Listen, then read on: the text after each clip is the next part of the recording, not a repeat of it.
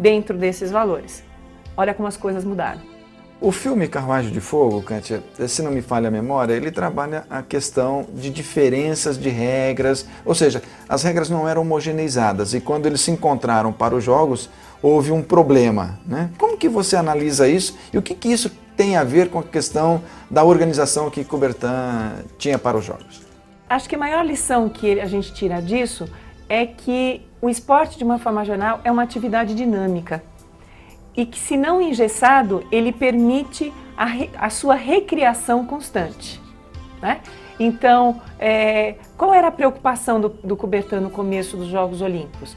Era justamente desenvolver as confederações de cada modalidade para que as federações nacionais pudessem desenvolver essa prática a partir das regras da Confederação Internacional, para que, quando houvessem as competições internacionais, todo mundo competisse dentro das mesmas regras.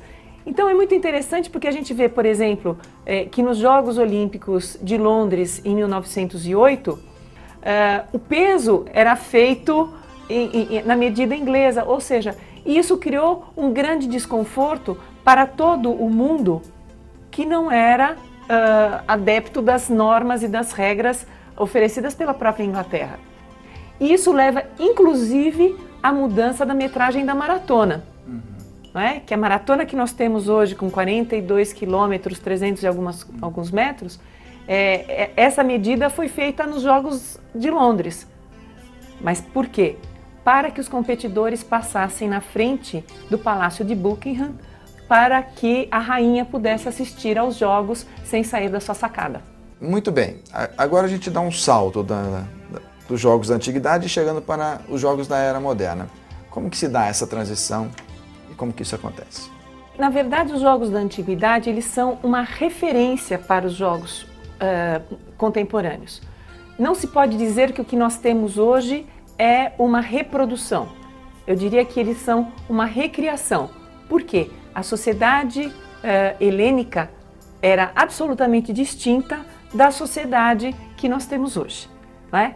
Então, se os valores refletem o momento histórico onde a atividade é produzida, o que nós podemos dizer é que hoje nós temos os Jogos Olímpicos da era moderna que só recebe da antiguidade o nome, mas ele se caracteriza de forma absolutamente distinta daquilo que foi na antiguidade.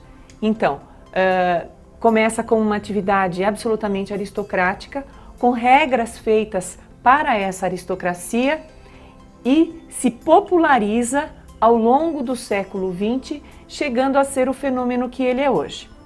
E a relação disso com os valores é que nós vamos observar que, de uma forma bastante intensa, a sociedade participa dessa transformação, quase que exigindo uma transformação das regras para que possa haver uma participação cada vez mais efetiva dos não aristocratas.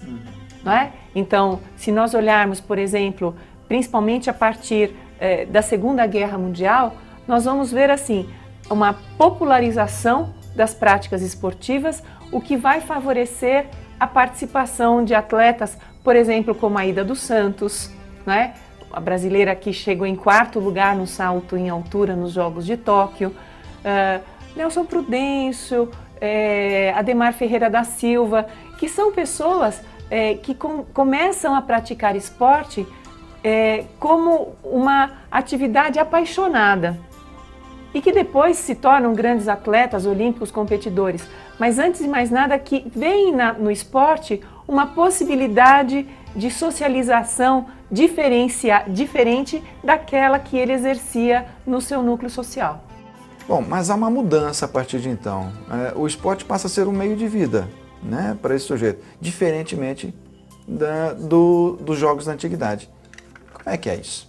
Sem dúvida, principalmente no finalzinho do século XX, a partir da década de 1980, mais especificamente dos Jogos de Seul, quando se abre para atletas profissionais, o que vai transformar radicalmente essa visão apaixonada, romântica dos Jogos Olímpicos que nós tínhamos no começo do século, e os Jogos passam a ser uma atividade econômica, remunerada, como qualquer outra. Kátia, nós falamos de valores olímpicos, né?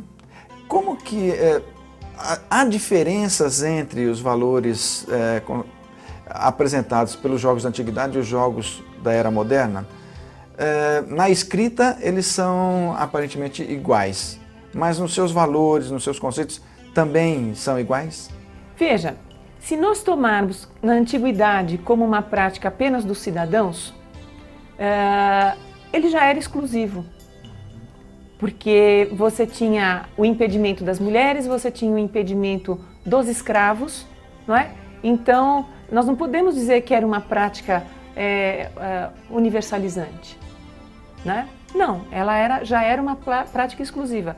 Agora, isso não impedia que essas pessoas excluídas deixassem de praticar as atividades atléticas. Eles não podiam ir para os jogos, né? Mas você vai ter as mulheres praticando e participando, e os homens também. E o que a gente observa no mundo contemporâneo, na sociedade contemporânea, é que há também esse movimento. Por quê? Porque se entende o esporte como uma prática de todos e não uma prática de alguns, não é? Dos mais habilidosos, enfim. Mas o esporte, ele sendo um elemento da educação, um elemento pedagógico, ele passa a desfrutar dessa condição de valor também. Então, se pode por meio dele chegar a patamares olímpicos, sim, se pode, mas é interessante observar o quanto a apropriação desse elemento se torna fundamental na vida das pessoas, porque o esporte ele não é uma atividade básica, essencialmente física ou cognitiva. A gente está falando de uma prática que envolve a emoção também. Então, se explorada no seu potencial afetivo, cognitivo e físico, nós temos os elementos para poder chegar naquele valor básico inicial que era o desenvolvimento da cidadania. Nos Jogos da Era Moderna, quais os valores que você apontaria como importantes ou mais significativos e que nós deveríamos trabalhar num processo formativo? Olha, a oportunização de participação, não é? No sentido de se oferecer essa experimentação para uma prática que pode chegar a ser altamente competitiva.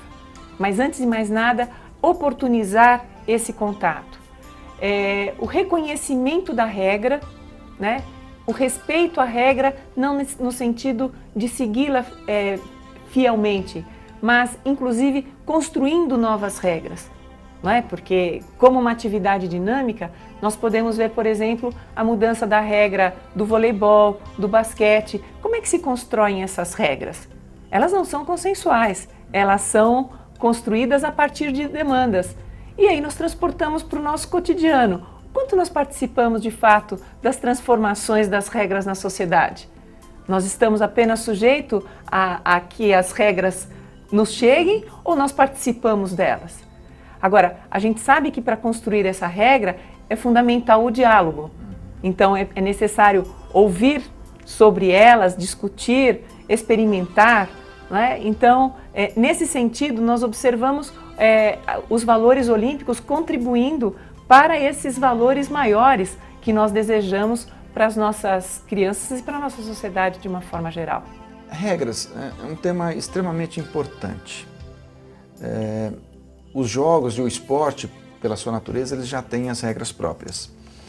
Mas como que nós podemos flexibilizar, recriar as regras e fazer com que as pessoas participem da ação e respeitem as regras por entendê-las internamente, e não simplesmente porque elas estão escritas? Sem dúvida, e a isso se dá o nome de fair play, né? Então, chegamos no ponto, né? O que é o fair play? Né? Se nós fôssemos traduzir a palavra, nós diríamos que é o jogo limpo. Mas mais do que um jogo limpo, é a internalização desse valor, que é mais do que uma regra. Porque a regra, ela é estrita, cumpre-se ou não.